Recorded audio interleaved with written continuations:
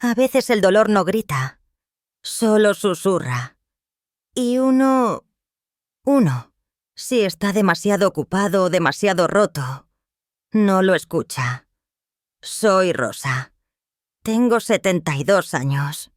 Y me cuesta muchísimo empezar a hablar de esto. No por vergüenza. Ya no me queda. Ni por miedo. Lo he perdido también. Sino porque cada vez que lo intento, siento que me falta el aire. Como si las palabras quisieran salir, pero se ahogaran en los recuerdos. Esta no es una historia de esas bonitas que se escuchan para dormir. No, es una historia real. Y empieza con una niña. Mi niña. Mi nieta. Martina. Una niña de 8 años, que decía que le dolía la barriga. Solo eso. Cuando Martina llegó a mi casa por primera vez, era una mañana de abril. El aire olía a tierra mojada. Y yo, vieja y cansada, apenas podía subir la escalera con su maletita en la mano. «Gracias por cuidarla unas semanas, mamá», me dijo Laura, mi hija, sin siquiera mirarme a los ojos. «Iré a buscarla pronto. Lo prometo. Pronto...» Esa palabra. Qué mentirosa puede ser una palabra tan corta. Martina no decía mucho. Solo se sentó en el sofá y abrazó su mochila como si dentro llevara algo que nadie debía tocar. Tenía los ojos grandes, tristes, la piel más pálida que recordaba, y las manos heladas. Le preparé chocolate caliente. Ella sonrió apenas. Una mueca, un suspiro disfrazado. «¿Te duele algo, mi amor?», le pregunté. Ella negó con la cabeza, pero apretó el vientre con las 2 manos, como si algo dentro hiciera daño. Desde entonces, cada día era igual. Desayunábamos pan tostado con mantequilla. Yo le peinaba su cabellito largo, castaño claro, con cuidado. Y ella solo decía una frase. «Me duele la barriga, abuela». No tenía fiebre. No tenía tos. No tenía vómitos. Solo esa queja constante y una tristeza en la mirada que no era de este mundo. Al principio pensé que era el cambio. Nueva casa, nueva cama, lejos de su madre, de su entorno. Quizás era el estrés o la soledad. Pero había algo que no encajaba. Martina no quería bañarse sola. Tampoco quería cerrar la puerta del baño. Y cuando escuchaba la voz de un hombre por la televisión, temblaba, literalmente, como si un escalofrío le recorriera la espalda. Una tarde, mientras tendía la ropa en el patio, vi que ella dibujaba sentada en el suelo. Me acerqué sin hacer ruido. Quería ver su mundo interior a través del lápiz. Y lo que vi me dejó sin palabras. Era una figura humana. Un hombre alto, sin rostro. Solo tenía unos ojos negros, muy grandes, como huecos. Y al lado, una niña pequeñita, con lágrimas en la cara. En la esquina del dibujo había un color rojo, como si fuera sangre. Me sentí helada. No dije nada. Solo me arrodillé y le acaricié el pelo. «¿Quién es ese, mi amor?», le pregunté, con voz suave, como quien habla con una mariposa para que no se vaya. Ella apretó el lápiz con fuerza. «Es un monstruo». Me tragué el nudo en la garganta. «¿Un monstruo de la tele?», negó con la cabeza. Después, rompió el dibujo. En silencio. Pedacito por pedacito. Esa noche no pude dormir. Martina hablaba en sueños. Palabras entrecortadas. «No, no quiero... duele... mamá». Y luego, Silencio. Yo me senté al borde de su cama. Le puse la mano sobre la frente. Estaba sudando, pero no tenía fiebre. Y entonces vi sus uñas. Cortas, mordidas hasta sangrar. Sus piernas, cubiertas de pequeños moretones. Era como si su cuerpo hablara lo que su boca no podía decir. A la mañana siguiente, llamé a Laura. Quería hablar, entender. Pero ella no respondió. Mandó un mensaje frío, como siempre. Estoy ocupada. Martina estará bien contigo. No dramatices. ¿Dramatices? ¿Eso creía ella? No era dramatismo. Era instinto. Instinto de abuela. De mujer. De madre rota. Pasaron 3 días más. Y en uno de ellos ocurrió algo que me partió el alma. Estaba ayudando a Martina a cambiarse para dormir. Al levantarle la camiseta, vi que se estremecía, como si el simple gesto le doliera, como si tuviera miedo de mostrar su piel. Le pregunté, ¿te hizo daño alguien? Sus ojos se llenaron de lágrimas, pero no dijo nada. Solo me abrazó fuerte, muy fuerte, como si quisiera esconderse dentro de mí. Y entonces lo supe. No tenía pruebas. Pero lo supe. Había algo... alguien que le estaba haciendo daño. Ese mismo día, fui a su habitación a buscar su cuaderno. No quería invadir su privacidad, pero necesitaba entender, salvarla, antes de que fuera tarde. Entre las hojas encontré otro dibujo, un corazón con grietas, y dentro, una palabra escrita con lápiz débil. Papá. Mi mundo se desmoronó. Me senté en la cocina, con el cuaderno en mis manos. No lloré. No aún. Sentía algo más fuerte que el llanto. Un silencio rabioso, como si el corazón se me partiera sin hacer ruido. ¿Mi hija sabía? ¿Lo sospechaba? ¿Era posible que su propio padre? ¿O su padrastro? Martina no hablaba de él, papá. No lo nombraba. Solo decía, él. Yo sabía que Laura vivía con Julián desde hacía casi 5 años. Un hombre encantador por fuera, de modales perfectos. Pero había algo en sus ojos que nunca me gustó. Demasiado secos, demasiado fríos. No quería pensar lo peor. No quería imaginar. Pero mi nieta tenía miedo. Y el miedo de una niña es una alarma que solo una abuela escucha de verdad. Pasé toda la tarde caminando en círculos por la sala. Pensé en llamar a la policía. Pero no tenía pruebas. ¿Qué iba a decir? ¿Que una niña dibujó un monstruo? ¿Que apretaba el vientre y temblaba al cambiarse? El mundo no le cree a los niños. Y menos aún a las abuelas viejas y solas. Pero yo sí le creía, porque la había sentido temblar. Había oído su respiración agitada en sueños. Había visto sus ojos pedir ayuda sin palabras. Esa noche, decidí intentarlo una vez más.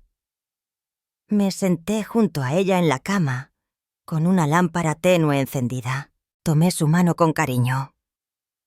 «Martina», le dije despacio, «quiero hacerte una pregunta.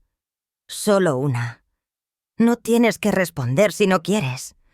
Pero quiero que sepas que puedes confiar en mí». Ella me miró.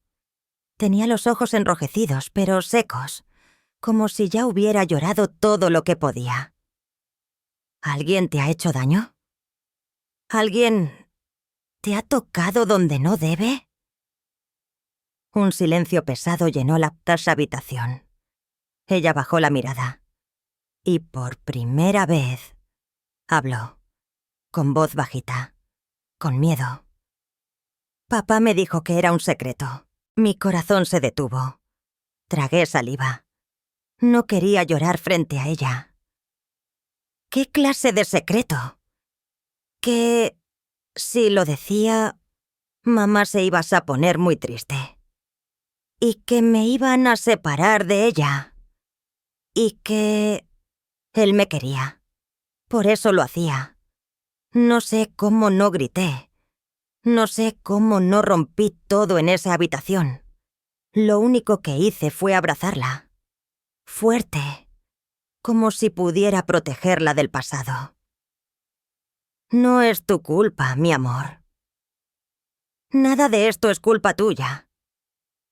Ella soltó un suspiro, como si llevara años esperando escuchar eso. Dormimos juntas esa noche. O mejor dicho, ella durmió. Yo no cerré los ojos en toda la madrugada. Al amanecer, llamé a una amiga mía, antigua colega de escuela, ahora psicóloga. La doctora Ortega. Le conté lo que pude, sin llorar, sin temblar, solo con la voz de una abuela que está al borde del abismo. Ella me dijo: «Tráela, hoy mismo. Voy a hablar con ella, pero despacio, sin presión». Fuimos esa misma tarde. La consulta era cálida, llena de colores, peluches, libros, crayones. Martina parecía tranquila. La doctora la trató como una hada buena, con dulzura, con paciencia. Yo esperé afuera, con las manos sudadas. Pasaron casi 40 minutos. Luego salió la doctora Ortega, con cara de piedra. «Rosa, tenemos que hacer algo. No puedes dejar que esa niña vuelva con él. No lo iba a permitir. Aunque tuviera que quemar el mundo. Aunque mi hija me odiara». Regresamos a casa. Martina se sentó a ver dibujos. Yo, en cambio, me senté frente a la ventana a escribir. Escribir todo. Día por día. Dibujo por dibujo. Síntoma por síntoma. Ese sería mi primer paso. Documentar. Porque el dolor, si no se escribe, se olvida. Y yo no iba a permitir que esto se olvidara. Y así empezó mi guerra. Contra el silencio. Contra la indiferencia. Contra el miedo. Por ella. Por Martina. Mi nieta de 8 años. Que solo decía: «Me duele la barriga». Cuando en realidad le dolía el alma. Nunca imaginé que los dibujos de una niña pudieran decir tanto. No eran solo trazos de colores sobre papel, no. Eran gritos silenciados. Eran sus recuerdos dibujados con manos temblorosas. Desde aquella noche en la que Martina me susurró que papá le hacía daño, no volví a mirar sus dibujos como antes. Cada línea era una pista, cada sombra, una verdad oculta. Después de la primera visita con la doctora Ortega, Martina empezó a dibujar más. Yo no le preguntaba, solo la dejaba en su rincón favorito, junto a la ventana, con su caja de lápices de colores y hojas blancas. La luz de la tarde caía sobre ella, y por unos momentos parecía una niña normal. Pero yo sabía que cada trazo escondía un pedazo de su alma rota. Uno de esos días, mientras lavaba los platos, la escuché murmurar. Me acerqué despacio. Estaba sentada en el suelo, con la lengua entre los dientes, concentrada. Dibujaba una casa. Era nuestra casa, claramente. La cocina, la estufa, incluso el florero con flores secas que yo nunca cambiaba. Pero había algo que me heló la sangre. Frente a la casa, un hombre, alto, todo de negro, sin ojos, solo una boca grande, abierta. ¿Quién es mi amor?, le pregunté, tratando de sonar calmada. Martina bajó la cabeza. Él siempre mira desde fuera, aunque esté adentro. No entendí del todo lo que quería decir, pero mi pecho se cerró. No podía respirar. Empecé a guardar todos sus dibujos. Cada uno. Los ponía en una carpeta vieja de cuero que usaba cuando era maestra.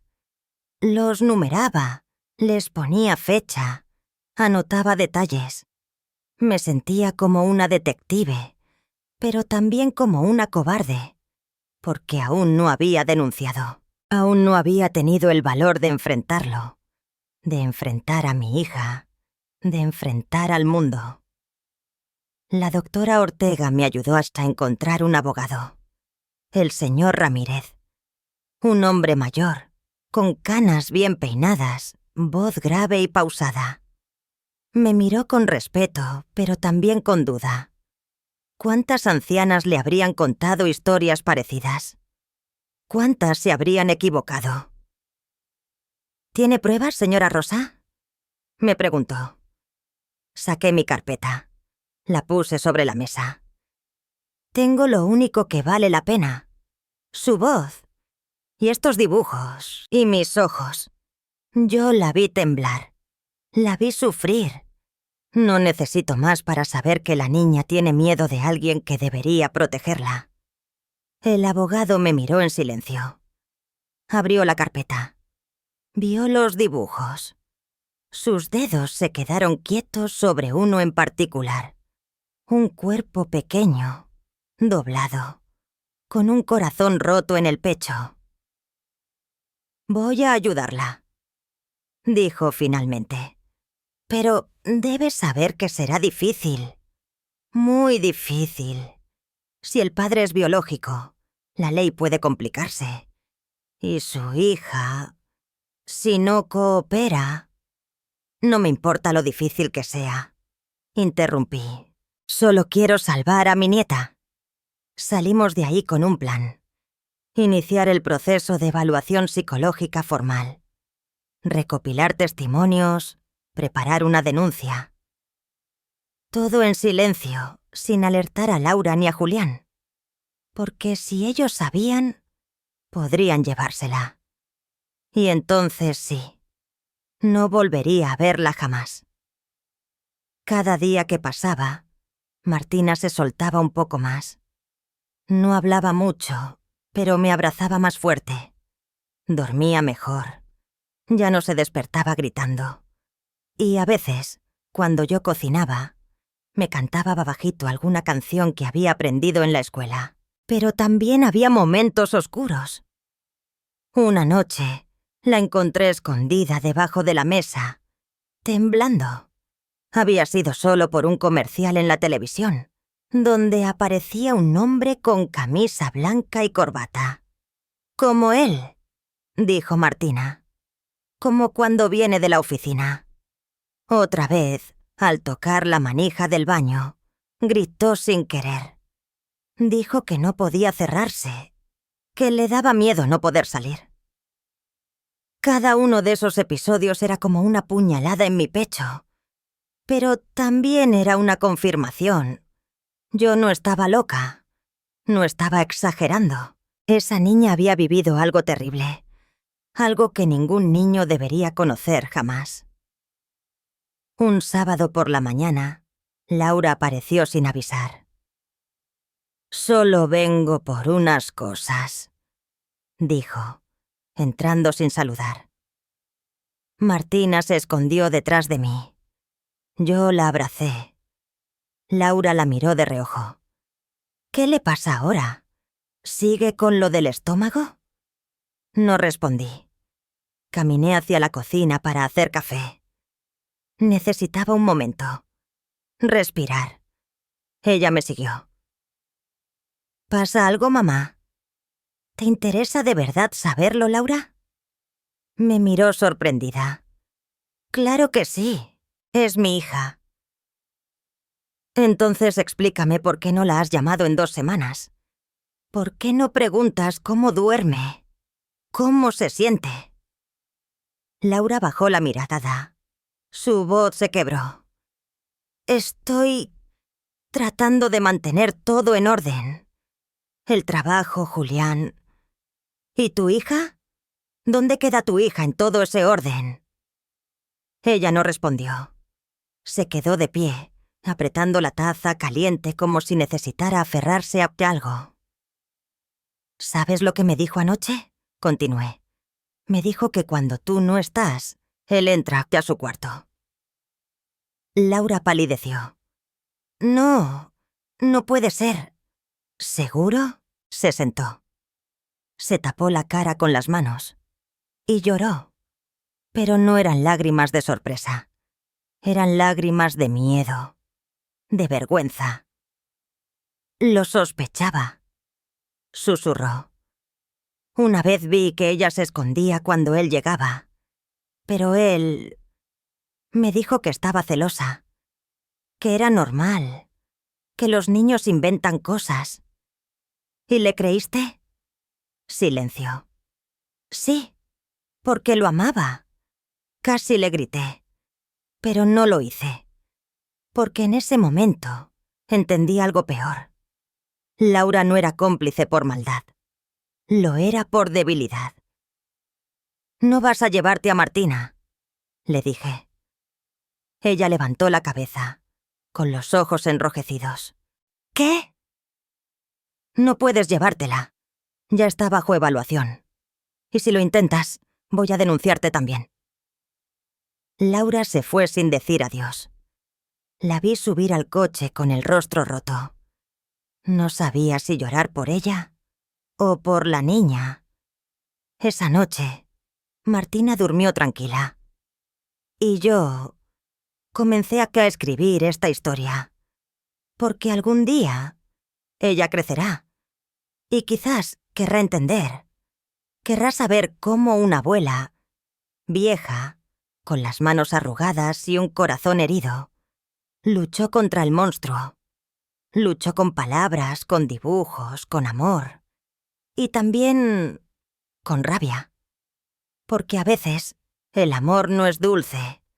A veces el amor grita. Y yo estoy dispuesta a gritar todo lo que haga falta. Hay cosas que duelen más que una herida, más que una bofetada, más que una traición. Lo que más duele, a veces, es el silencio. Y Laura, mi hija, había elegido el silencio. Un silencio cobarde. Un silencio cómplice. Un silencio que permitía que su propia hija fuera destruida por dentro. Y yo no podía entenderlo. Porque yo, la Fatin, la había criado diferente. O eso creía. Después de aquella visita incómoda, Laura dejó de venir. No llamó. No preguntó.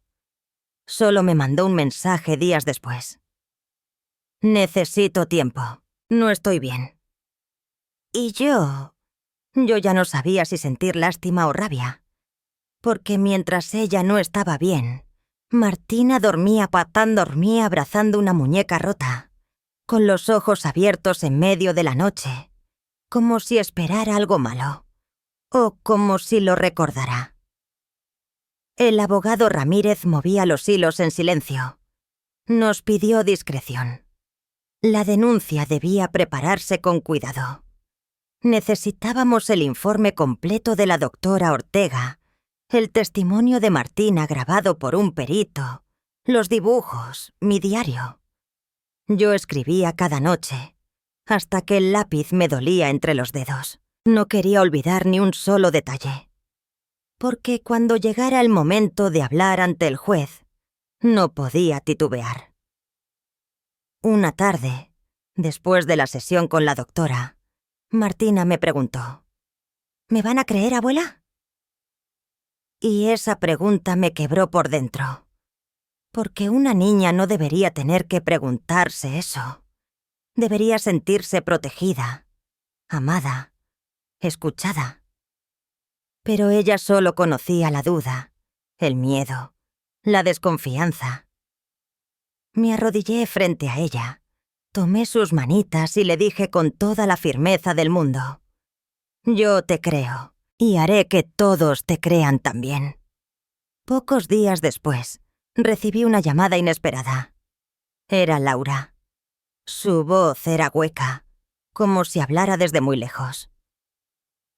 «Mamá, quiero ver a Martina». «No es buena idea», le respondí sin dudar. «No quiero pelear, solo verla, hablar con ella, aunque sea 5 minutos». Dudé. No confiaba en ella. Pero algo me decía que, tal vez, Martina necesitaba cerrar un ciclo. Así que accedí, con una condición. Sería en mi casa, delante de mí. Ni una palabra a solas. Nada fuera de mis ojos. El encuentro fue extraño. Martina se sentó en el sofá, con la espalda recta, las manos sobre las rodillas, como una adulta pequeña. Laura entró con la cabeza gacha, sin maquillaje, los ojos hinchados. Se sentó frente a su hija y no dijo nada durante los primeros minutos. El silencio lo llenaba todo. Un silencio espeso, como una sopa amarga. Finalmente, Laura habló. «Martina, lo siento». Martina la miró, no con rabia, ni con miedo, con tristeza. «¿Por qué no hiciste nada?», preguntó. Esa pregunta se clavó como un cuchillo. Laura comenzó a llorar, pero Martina no se movió. «Porque tenía miedo.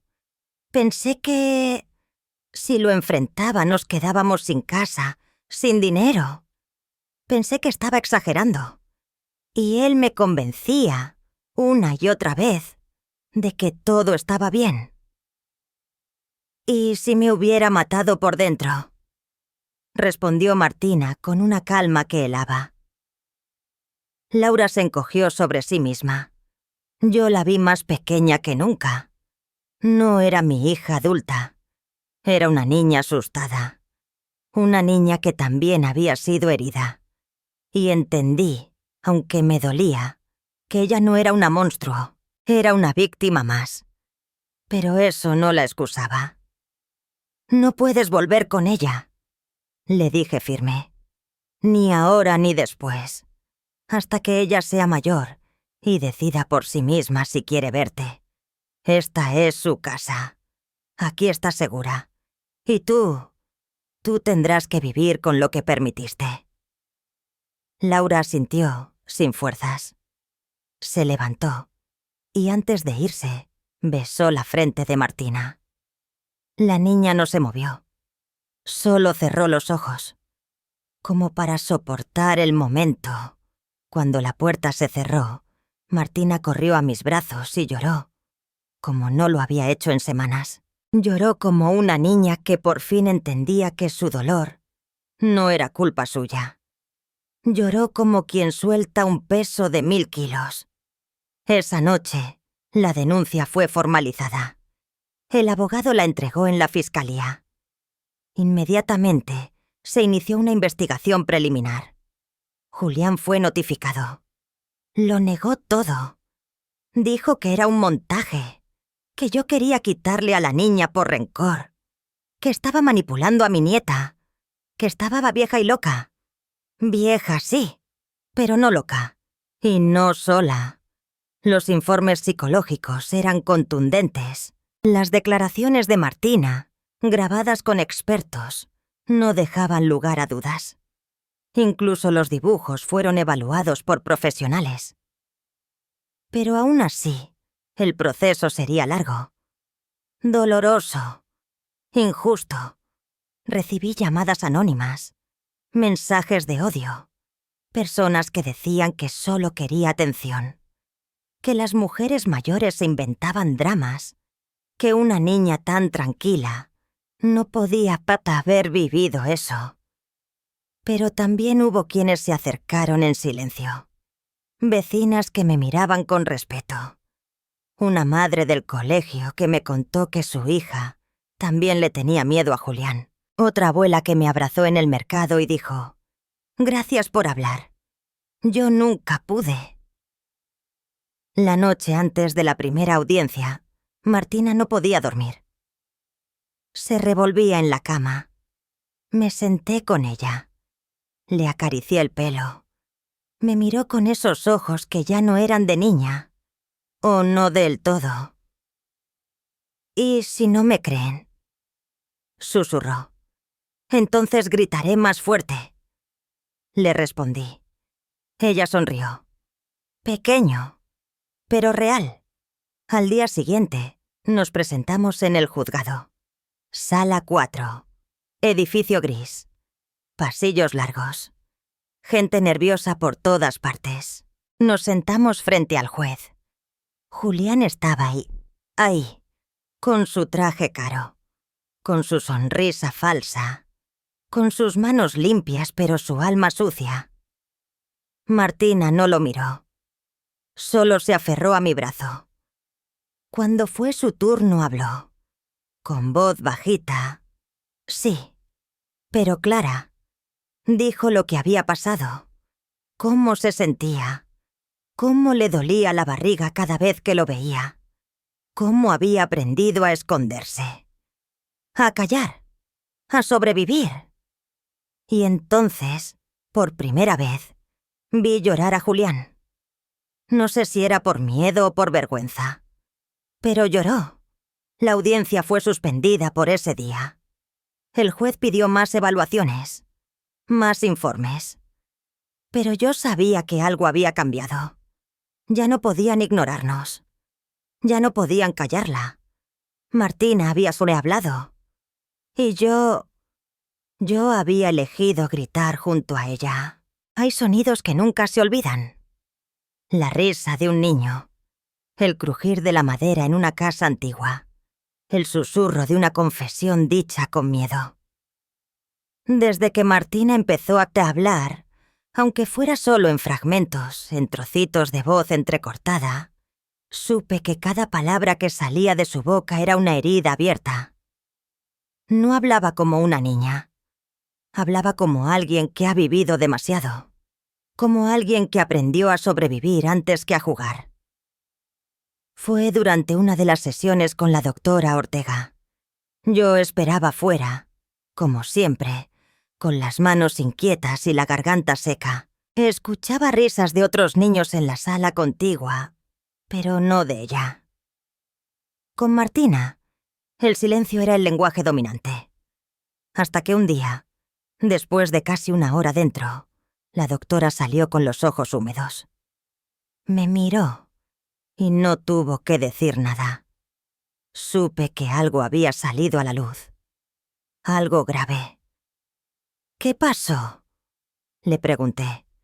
Ella respiró hondo. Hoy habló de la cama. Sentí que el suelo bajo mis pies desaparecía. «¿Qué dijo?». Dijo que a veces, cuando mamá estaba dormida, él venía. Que al principio solo la miraba. Luego se sentaba en la orilla. Después le levantaba la pijama. Tuve que sentarme. La sala giraba. No lloré. Ya no me salían lágrimas. Solo una rabia muda, sorda, aguda. ¿Cómo puede una niña...?», balbuceé. «No miente, Rosa. No inventa. Lo dice con detalles, con lugares, con palabras que una niña no debería conocer. No está repitiendo cosas de la tele. Está recordando». La doctora me entregó una hoja. Un dibujo de una cama con una figura pequeña acurrucada en un rincón. Al lado, otra figura más grande, con los ojos vacíos. Y debajo, una palabra escrita con letras torcidas. «Shh». Me ardieron las manos de solo sostener el papel. Esa noche, en casa, encendí todas las luces. Cerré puertas, ventanas, bajé persianas. Quería hacerle sentir a Martina que el mundo estaba cerrado para el monstruo, que ya no podía entrar. Le preparé su cena favorita, aunque apenas comió. La abracé hasta que se durmió. Y entonces me senté frente al escritorio, a escribir todo. Cada palabra que recordaba, cada gesto, cada dibujo. Iba a tenerlo documentado, porque pronto iba a necesitarlo todo. Al día siguiente, fui con el abogado Ramírez. «Es momento de actuar», le dije. «No más esperas».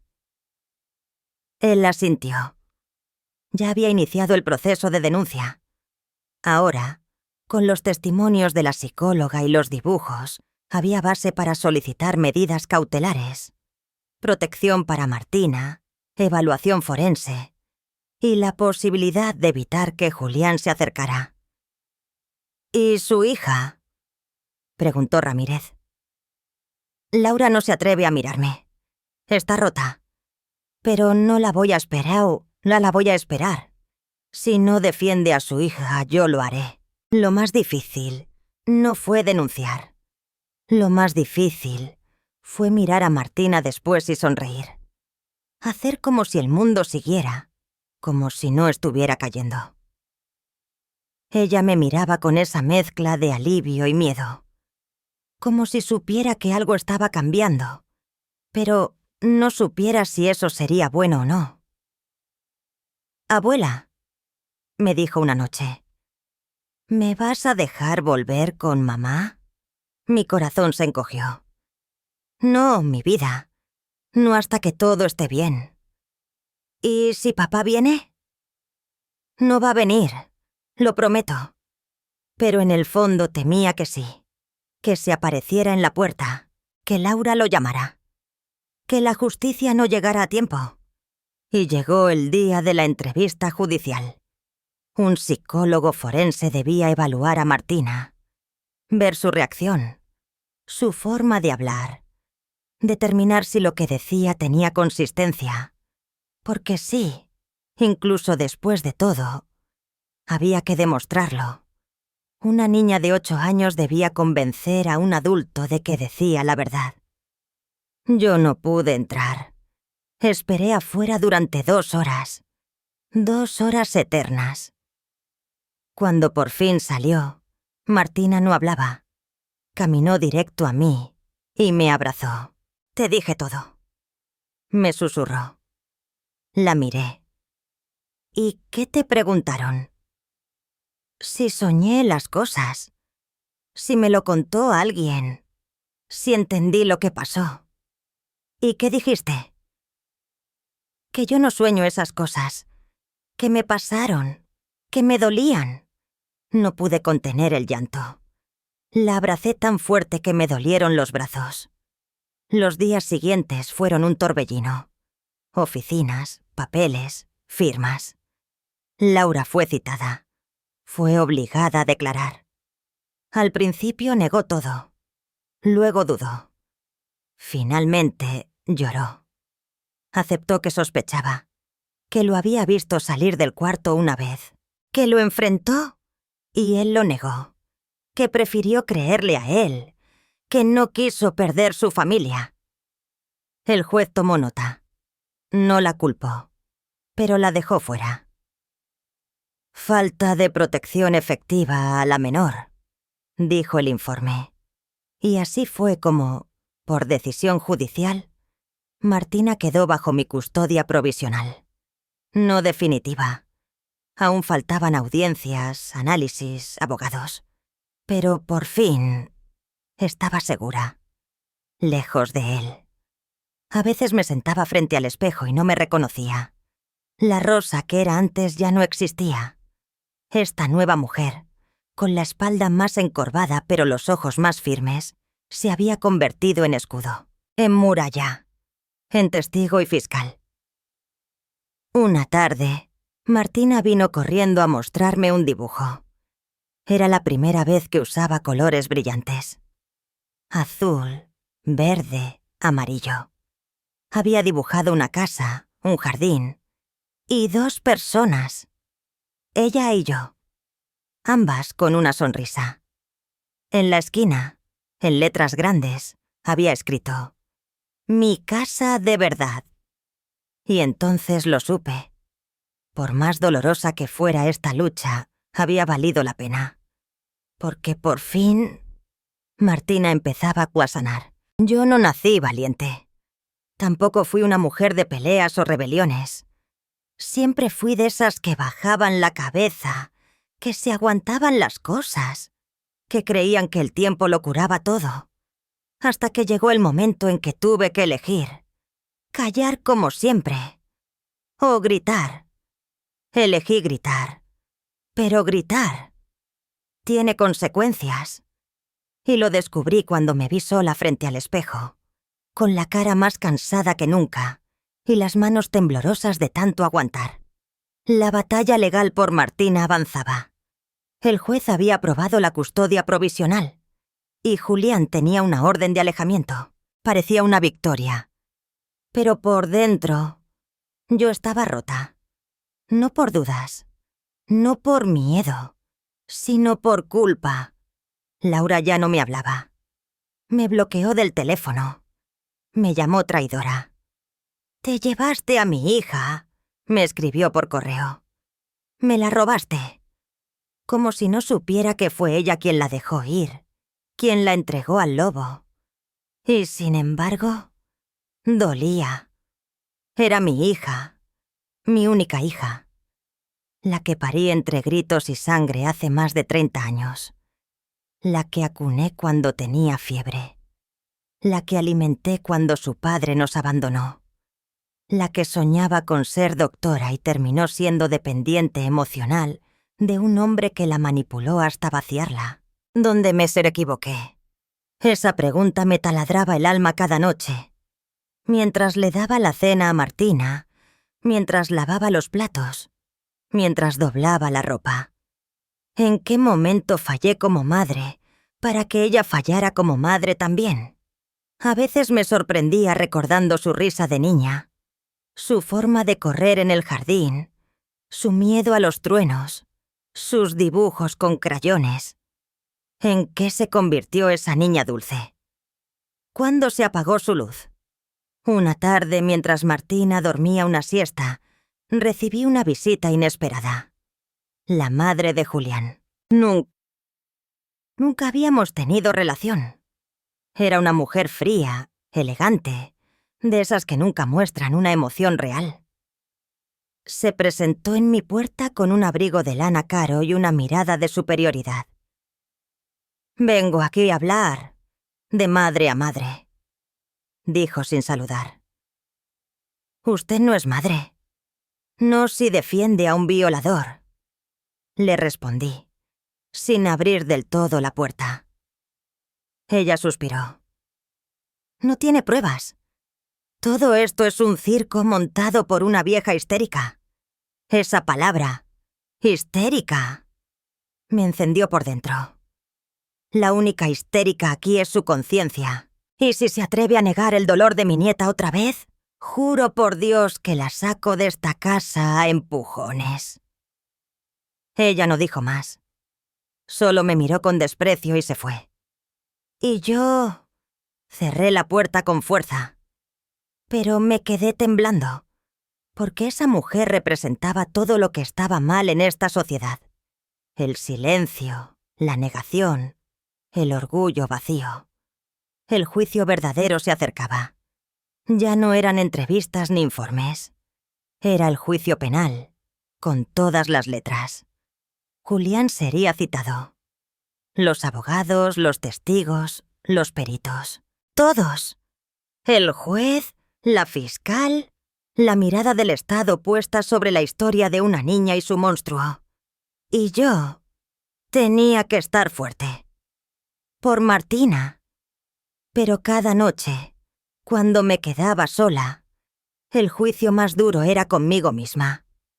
Me preguntaba si estaba haciendo lo correcto, si mi nieta crecería con resentimiento, si Laura algún día me perdonaría, si yo misma podría perdonarme. Una madrugada, mientras escribía en mi cuaderno, Martina se levantó para ir al baño. Me vio despierta y se me acercó. ¿No duermes, abuela? No, mi amor. A veces la cabeza no se calla. Ella se sentó en mis piernas, ya más alta, más fuerte. Su cabello estaba más largo. Sus ojos, aunque aún tristes, tenían chispas de vida. Yo te escucho cuando hablas sola. Dices que te sientes mala. Me sorprendió. No sabía que me oía. A veces me siento así, como si fuera una bruja que separó a una madre de su hija. Ella me abrazó con fuerza. Pero tú me salvaste. Las brujas no hacen eso, solo las valientes. Lloré como no lo había hecho en días, porque sus palabras eran el juicio más justo. Porque si ella, mi niña herida, podía verme como una valiente, entonces, tal vez, no lo estaban haciendo tan mal. Faltaban 2 semanas para el juicio, y cada día era una guerra, con el sistema, con los recuerdos, con los fantasmas, con la culpa. Pero también, cada día, Martina sonreía un poco más. Me hablaba más. Cantaba, pintaba flores, dormía sin pesadillas. Yo sabía que la batalla no estaba ganada, que Julián tenía abogados caros, influencias, palabras bonitas, pero también sabía que yo tenía algo más fuerte. La verdad. Y una niña que por primera vez no tenía miedo de contarla. La noche antes del juicio, me miré al espejo y me hablé a mí misma. Vas a entrar a esa sala con la cabeza en alto, con los pies firmes, no porque seas perfecta, sino porque hiciste lo correcto, porque gritaste cuando todos callaban. Y así, me dormí por primera vez en mucho tiempo. Sin culpa. El día del juicio amaneció gris. El cielo tenía ese color ceniza que precede a una tormenta. Yo me levanté antes del amanecer. Me senté frente al espejo con las manos temblorosas, intentando peinarme como siempre. Pero no podía. Cada nudo en mi cabello era un nudo en mi estómago. Así que lo dejé suelto. A mis 72 años, esa fue mi forma de rebelarme. De mostrarme como soy. Vieja, cansada, pero de pie. Martina desayunó en silencio. Vestía un vestido azul que ella misma eligió, azul como el mar que nunca conoció. Azul como sus ojos cuando no tienen miedo. No dijo nada. Solo me miró. Y supe que entendía todo, aunque no dijera una palabra. Nos acompañó el abogado Ramírez. En el coche, nadie hablaba. Solo se oía la respiración de Martina y el golpeteo de mi bastón sobre el suelo del auto. Al llegar al tribunal, sentí que mis piernas flaqueaban, pero no podía mostrar debilidad. Me erguí. Me agarré fuerte de la mano de mi nieta. Y entramos. Sala 3. Tribunales familiares. Una sala grande, fría, sin alma. Bancos de madera, olor a papel viejo, rostros tensos por todas partes. Julián ya estaba ahí, sentado con su abogado, bien vestido, peinado, con esa sonrisa falsa que me revolvía el estómago. No me miró, pero sabía que su presencia quería intimidarnos. No lo logró. El juez entró. Todos nos pusimos de pie. Empezó el proceso. Primero, los antecedentes, la denuncia, los informes, los exámenes médicos, los dibujos, los testimonios de los psicólogos. El fiscal hablaba con voz pausada, pero cada palabra pesaba como plomo. Luego, me tocó a mí. Me llamaron al estrado. Caminé despacio, con mi bastón resonando en cada paso. Me senté. El juez me miró con respeto. Me pidió que relatara lo que sabía. Y lo hice. Sin llorar, sin temblar, como si cada palabra estuviera tallada en piedra. Conté cómo Martina llegó a mi casa, cómo hablaba en sueños, cómo evitaba los abrazos, cómo temblaba con ciertas voces, cómo dibujaba monstruos sin rostro. ¿Tiene pruebas de lo que afirma?, preguntó el abogado defensor. Saqué la carpeta, esa vieja carpeta de cuero que había usado como maestra.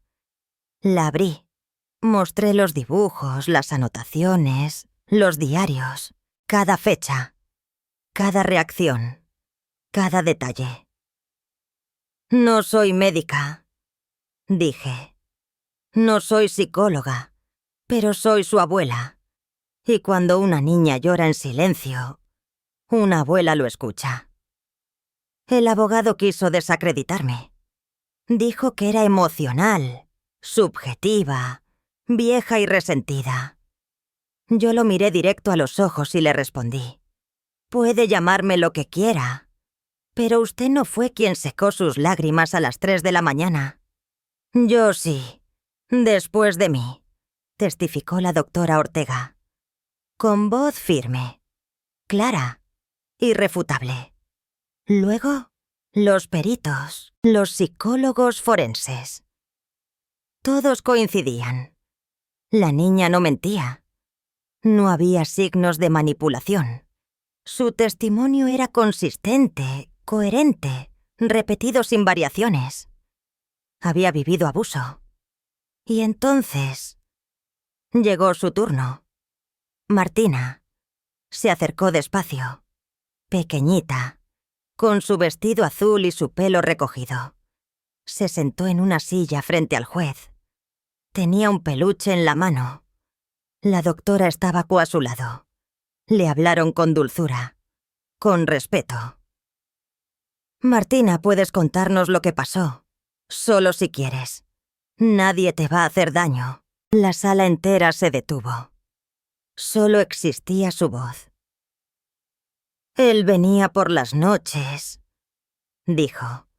Cuando mamá dormía, me decía que era un juego, que no lo dijera, que si hablaba, mamá me dejaría sola. Sus palabras eran cuchillos, pero dichas con la dulzura de una niña que solo quiere que alguien la escuche. ¿Qué sentías? Miedo, asco, dolor, como si me partiera por dentro. El juez asintió. La fiscal se tapó la boca. Algunos lloraban. Yo no. Yo sostenía mi bolso con fuerza. Por ella. Después, Julián testificó. Mintió. Dijo que la niña lo odiaba. Que yo la manipulaba. Que todo era una conspiración. Su abogado repitió lo mismo. No hay pruebas físicas concluyentes, decían. Solo palabras. Solo dibujos. Pero no eran solo. Eran todo. Tras horas de testimonios, se suspendió la audiencia para deliberación. Salimos. Martina se aferró a mí. ¿Lo hicimos bien? Lo hiciste perfecto, mi vida. Esa noche, dormimos juntas. No dijimos nada. Solo respiramos juntas. En silencio. 3 días después, llegó la resolución provisional. El juez determinó que existían indicios suficientes y consistentes de abuso continuado. Ordenó prisión preventiva para Julián y otorgó la custodia definitiva a mi favor. Laura no se presentó. Cuando recibí la notificación, no sentí alegría. Sentí alivio, como si me quitaran una piedra del alma, pero también una tristeza amarga, porque ganar no borra lo vivido. No sana por completo. Solo cierra una puerta y abre otra, la de la reconstrucción. Esa noche, Martina dibujó una mariposa, la primera que hacía. La pegó en la nevera y me dijo: «Las mariposas tienen alas porque ya no tienen miedo». Yo le sonreí. «Y tú ya las tienes, mi pequeña».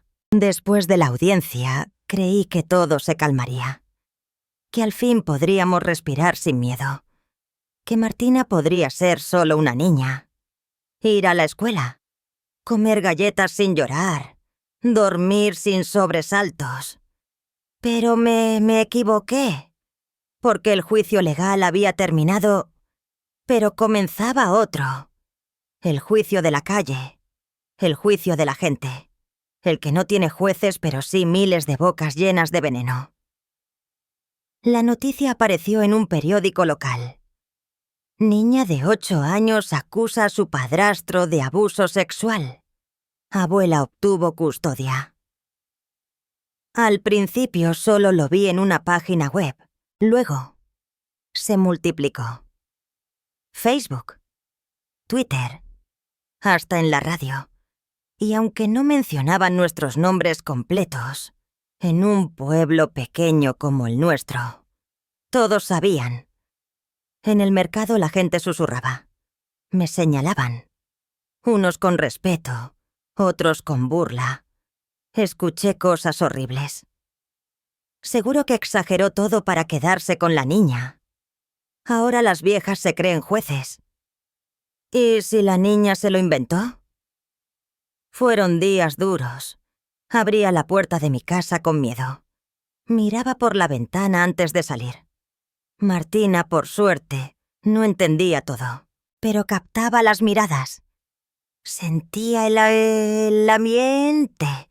Una tarde, al salir de la escuela, una niña se le acercó y le dijo: «Mi mamá dice que tú mentiste. Que tu papá está preso por tu culpa». Martina llegó a casa en silencio. Se encerró en el baño. Cuando por fin salió, tenía los ojos rojos. ¿Soy una mentirosa, abuela? No supe qué decir. Solo la abracé. «No, mi vida. Tú dijiste la verdad. Siempre. Pero ya nadie quiere jugar conmigo. A veces, decir la verdad tiene un precio, pero siempre vale la pena». Ella me miró con una tristeza que no olvidaré jamás. No era tristeza de niña. Era de alguien que empieza a entender que el mundo puede ser cruel incluso con los inocentes. Poco a poco, la escuela se convirtió en un campo de batalla. Algunas maestras la cuidaban, la protegían. Otras eran indiferentes. Un día una directora me llamó para sugerirme que la cambiara de ambiente, como si esconderla fuera solución. «¿Por qué no cambian a los que la juzgan?», respondí. «¿Por qué tiene que esconderse ella?». La mujer bajó la mirada. No dijo más. Fui a la radio local. Pedí una entrevista. Me la negaron. «Muy delicado», dijeron.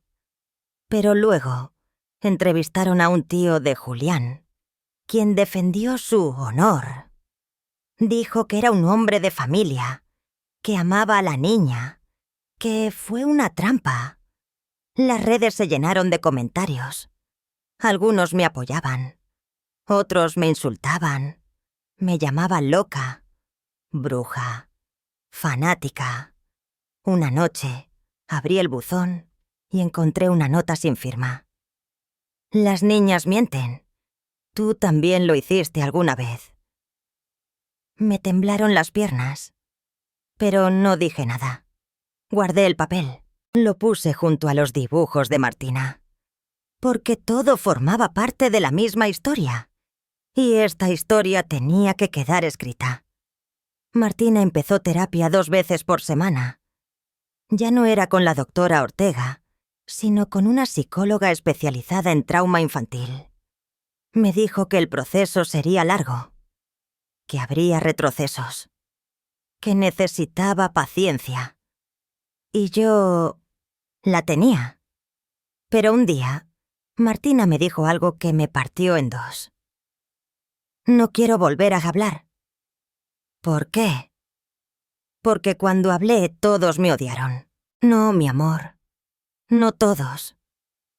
Tú no. Pero los demás sí. Me senté junto a ella. Le tomé la cara con las manos.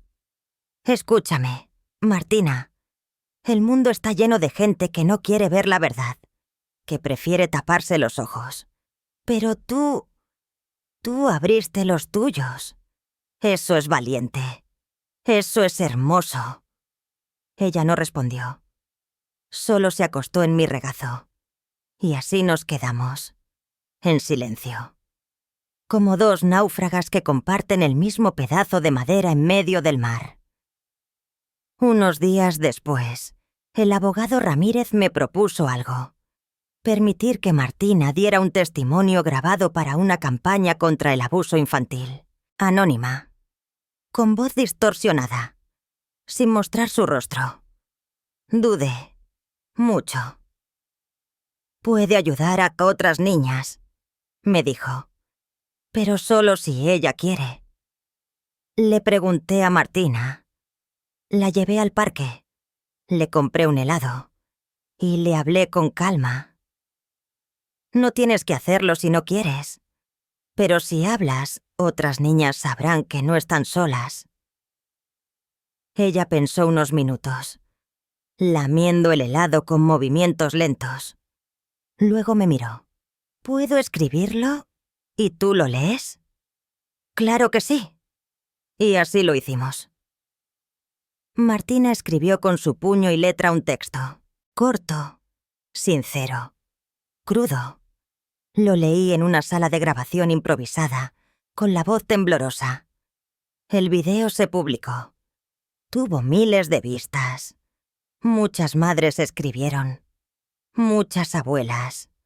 Algunas niñas. Agradeciendo. Contando sus historias.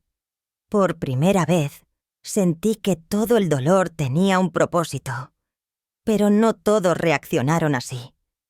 Una vecina al pasar frente a mi casa, gritó: «¡Deja de exponerla! ¡Ya basta!». Yo solo cerré la ventana, porque no vale la pena discutir con quienes no saben lo que es escuchar un «me duele la barriga» y entender qué significa «me duele el alma». Martina comenzó a dibujar de nuevo. Ya no eran monstruos, eran casas, cielos, árboles, mariposas. Un día, me trajo un dibujo de nosotras dos. Ella con alas, yo con corona. ¿Soy tu reina?, pregunté bromeando. No, respondió. Eres mi armadura. Y entonces supe que, aunque el mundo la rompiera, ella estaba recomponiéndose. No sería la misma, pero sería fuerte. Como las niñas que se atreven a hablar, como las abuelas que se atreven a creer. La carta llegó un jueves. No era un sobre elegante, ni siquiera parecía importante. Pero yo supe que era eso apenas la vi. Tenía el sello del juzgado. Pesaba más de lo que debía, como si llevara dentro todos los silencios que habíamos cargado durante meses. Me senté en la mesa, frente a mi taza de café ya frío, y la abrí con manos temblorosas. Martina estaba en su cuarto. Pintaba. Canturreaba una melodía bajita. Y yo, con esa música de fondo, leí la sentencia. Se declara al acusado, Julián R.G., culpable del delito de abuso sexual continuado a menor de edad en calidad de padrastro, y se le impone la pena de 14 años de prisión efectiva. No lloré, no grité, no sonreí. Solo cerré los ojos. Y sentí que algo dentro de mí se aflojaba, como un nudo que había estado atado desde hacía demasiado tiempo. Martina entró a la cocina con un dibujo en la mano. Me miró. Me estudió el rostro. ¿Pasó algo? Asentí. Le tomé la mano. La hice sentarse a mi lado. El juez dijo que sí, que te creyó. Ella no dijo nada al principio. Solo bajó la vista.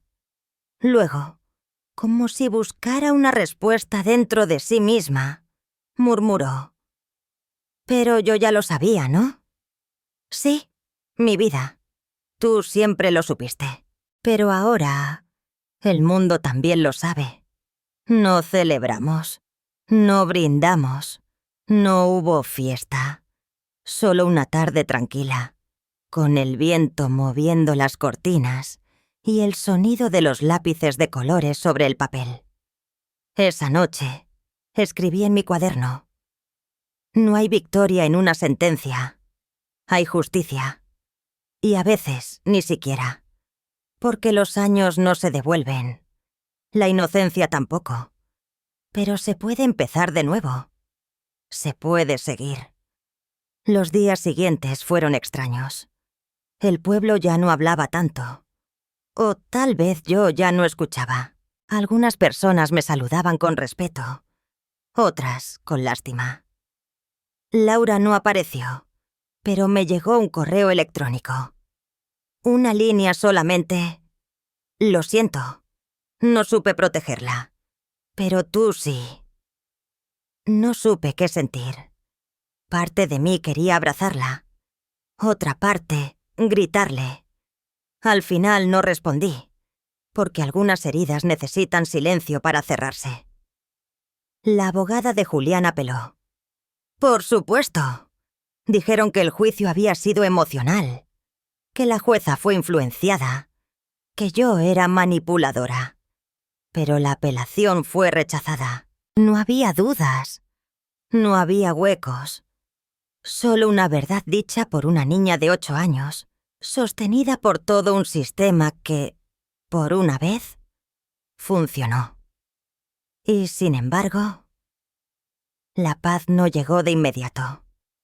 Porque incluso después de la sentencia, Martina seguía despertando a veces en medio de la noche, sudando, gritando, apretando los puños. «No», decía.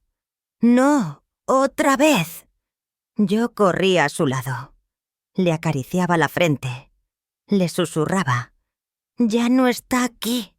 Ya no puede tocarte». «Pero está en mi cabeza, abuela», me decía. «Lo tengo adentro». Esas palabras me partían. Porque la justicia puede encerrar un cuerpo, pero los recuerdos no obedecen leyes. Comenzamos una terapia nueva. Terapia de exposición. De reconstrucción. Martina pintaba su historia, pero esta vez con finales diferentes. Dibujaba una puerta cerrada. Una llave en su mano. Un monstruo fuera. Ella acá dentro. Con su corona de flores. Me preguntaban a menudo si no me arrepentía. Si valía la pena haber expuesto tanto. Haber perdido a mi hija. Haber enfrentado a medio pueblo. Siempre respondía lo mismo. Yo no perdí nada. Gané a mi nieta. Una mañana Martina me mostró un dibujo sin decir nada. Era ella, en un escenario, micrófono en mano, frente a una multitud. Y arriba en letras grandes decía: «Voy a contar mi historia». La abracé. «¿Quieres hablar?» «Sí, cuando crezca, cuando esté lista, para que otras niñas no se queden calladas como yo». Le besé la frente.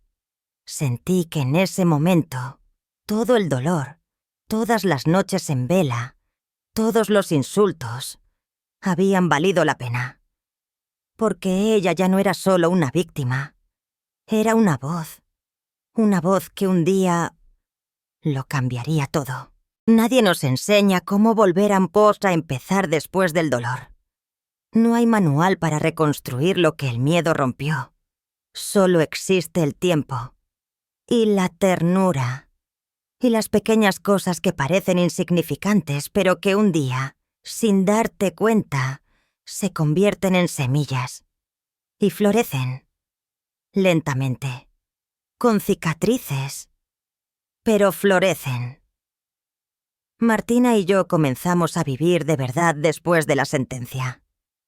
Ya no como fugitivas de la memoria, sino como dos mujeres, una niña y una vieja, que habían decidido que el pasado no podía tener la última palabra. Nuestros días eran simples. Desayunos con pan caliente, té con canela, música bajita en la radio.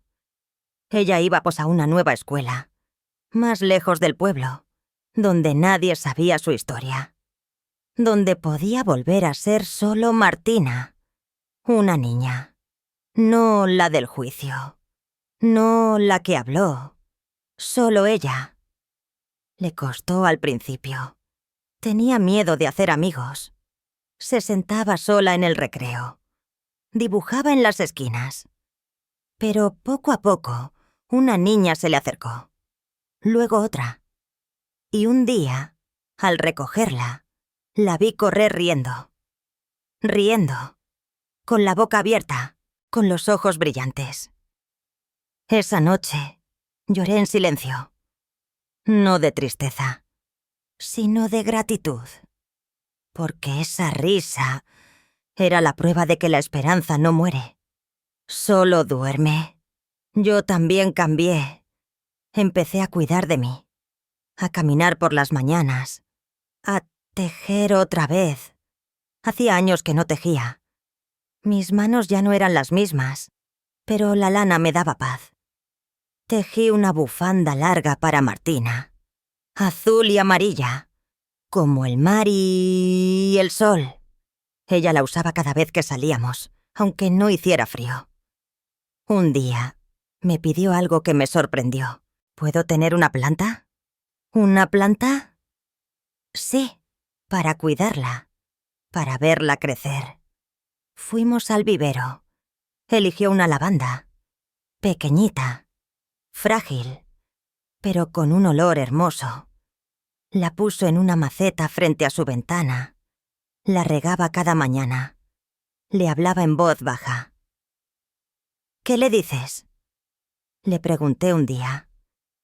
Le cuento cosas lindas, porque nadie me las contaba antes. Me quedé sin palabras. Martina empezó hasta a escribir. Historias cortas, con dibujos. Las guardaba en una caja de zapatos. Me las leía a veces.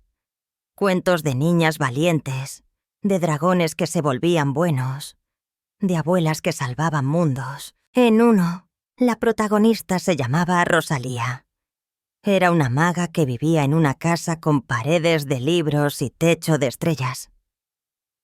¿Soy yo? Le pregunté. Eres tú, pero con poderes. ¿Y cuáles son mis poderes? Escuchar, esperar, no rendirte. Sentí que mi corazón envejecido se hinchaba de amor. Nadie me había dicho eso jamás. Pasaron los meses. La lavanda creció y floreció. Martina decía que cuando floreciera significaba que todo estaba bien. ¿Y si un día se seca? Pregunté. Planto otra. Ahora sé cómo. Los miedos seguían. Aparecían de vez en cuando. Un ruido fuerte, una sombra, una palabra, pero ya no la paralizaban.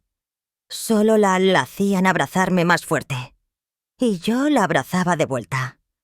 No para protegerla, sino para recordarle que ya no estaba sola.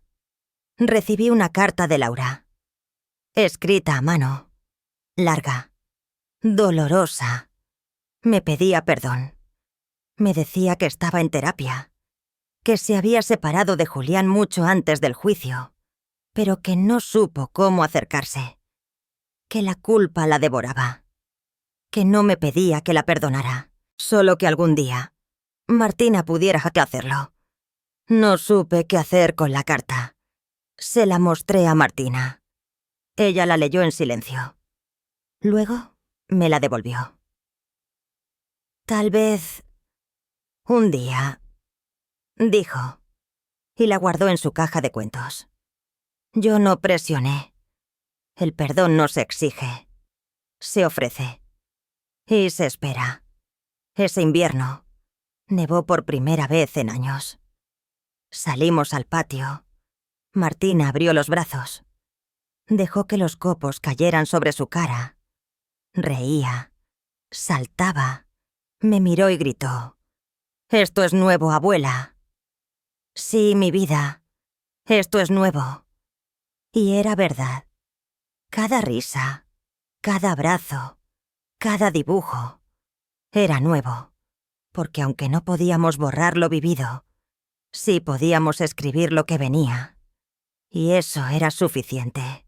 A veces me siento en la mecedora del porche y solo escucho el viento en los árboles, el canto de los pájaros, el crujido de la madera vieja bajo mis pies. Hay días en los que el silencio pesa y otros en los que alivia. Supongo que así es en la vida. Todo depende de lo que llevas dentro cuando te sientas aquí a escucharla. Han pasado 2 años desde aquel juicio. Martina ahora tiene 10. Más alta, más segura. Tiene una risa que llena la casa y unos ojos que ya no se esconden. Le gusta leer en voz alta, dramatizar diálogos, pintar murales en las paredes del patio. A veces canta mientras riega las plantas. Y cuando la escucho, siento que esa voz es la música más poderosa que he conocido. Yo he envejecido más en estos 2 años que en los 10 anteriores.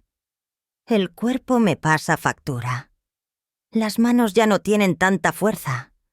La memoria me juega malas pasadas. Pero el alma la tengo despierta. Viva. Cansada, sí. Pero en paz. Martina sabe todo lo que pasó. No hay mentiras entre nosotras. A veces me pregunta cosas difíciles. ¿Tú también tienes miedo a veces?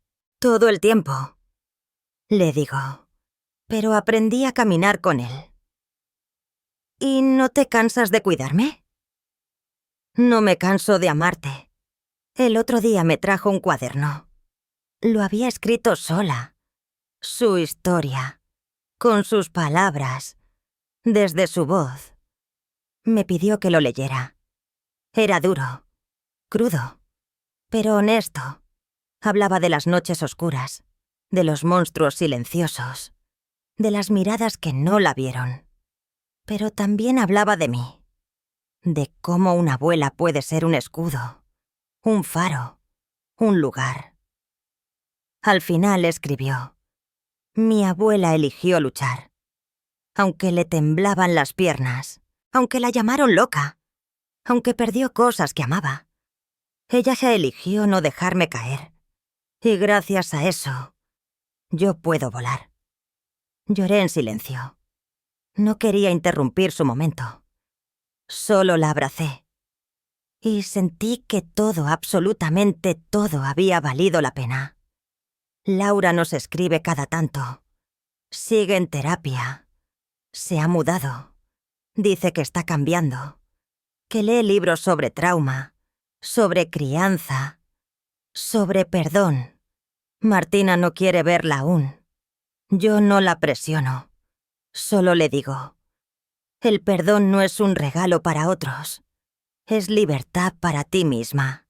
Pero llegará cuando tú decidas. No antes.